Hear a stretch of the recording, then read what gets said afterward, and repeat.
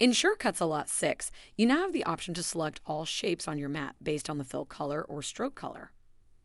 Say, for example, I have this Christmas holly on my mat, and I would like to select all of the green leaves at the same time.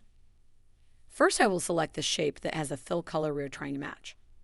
Then over on the color palette, I will click on the menu icon and choose Select All, Same Fill.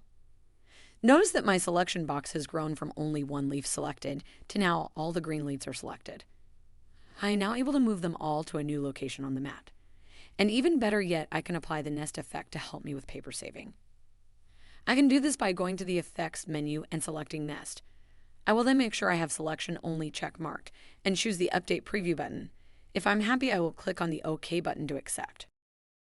Select by color isn't restricted to a solid color. You can also select shapes based on Fill Set to None, Pattern, or Gradient, and ask for strokes if the stroke's set to none or pen color. Thank you for watching this tutorial.